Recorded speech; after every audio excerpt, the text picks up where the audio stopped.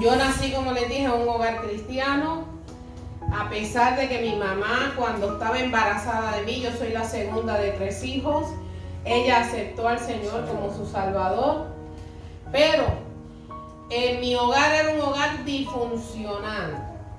Mi padre bebía mucho, así que la mayor parte del tiempo, después de él estar trabajando, llegaba a la casa y se alcoholizaba.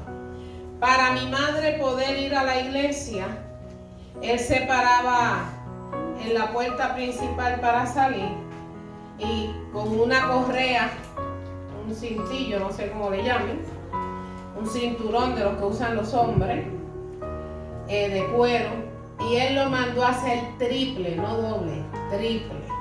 Era como algo así de ancho. Y él se paraba ahí y le decía a mi mamá, si los niños y tú logran pasar sin que yo les dé, entonces se van para la iglesia. Mi hermano y yo éramos pequeños y mi hermana menor era una bebé. Así que mi mamá me daba a mi hermanita, bebé. La iglesia quedaba en la misma cuadra, o sea, la casa quedaba en la misma cuadra de la iglesia. Y ustedes corran, que yo me voy a parar, y ella recibía todos los correazos. Para nosotros poder pasar, corríamos a la iglesia, interrumpíamos el culto, oren por mamá, que papá le está pegando, para nosotros poder llegar. Y cuando ella llegaba toda marcada, a veces con sangre. Y eso era culto tras culto. Y cuando yo tenía 6 años, un día llegamos a la casa después del servicio. Mi papá estaba tirado en la sala de la casa, llorando. Y mi hermano y yo nos miramos y dijimos, ya está borracho. Y mi mamá me dio a mi hermanita y me dijo, ve y ponla en el dormitorio y escóndanse. Pero usted sabe cómo son los niños. Nosotros fuimos y pusimos a mi hermana en la cuna y corrimos a ver qué pasaba escondidos. Y ahí mi papá dijo lo siguiente. Le dijo a mi mamá, vino un personaje vestido de blanco y me dijo, si vuelves a tocar a mi sierva, soy yo quien te voy a tocar.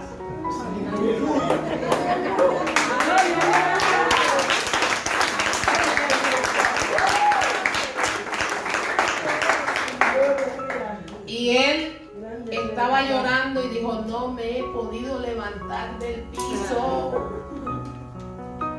No puedo, llama al pastor. Llámalo y dile lo que me ha sucedido. Y mi mamá llamó al pastor y el pastor vino y estuvieron largas horas. Pero cuando mi papá se levantó de ese piso, era otra persona. No volvió a beber. Y el pastor le dijo, tú vas a ser mi ayudante. Y el pastor se lo llevaba sin bautizarlo todavía él. Y sin él ser miembro de la iglesia, el pastor le decía, tú eres mi amigo. Y él lo llevaba y le decía, van a ver el bautismo, ven conmigo. Y ahí estaba mi papá llevando los hermanos a las aguas sin él haber pasado por las aguas. Pero mi papá vino a ser pastor. Y más allá de un pastor, corrió todas las áreas de la iglesia. Comenzó limpiando los baños. Luego fue el chofer de la guagua. Y así comenzó luego a limpiar la iglesia. Y luego fue presidente de caballeros.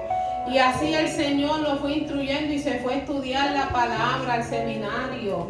Y luego Dios lo llevó a ser el director de los caballeros de nuestra obra en Puerto Rico y del Caribe. Y siguió Dios trabajando con él hasta que fue pastor.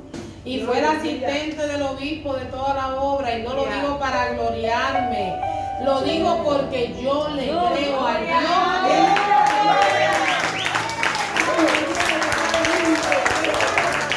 Que se tomó de frente con mi papá aquí en la sala de mi casa. Y eso motivó a mi mamá a evidentemente, y a nosotros ver el milagro que Dios hizo en mi padre, provocó que nosotros quisiéramos ese Dios.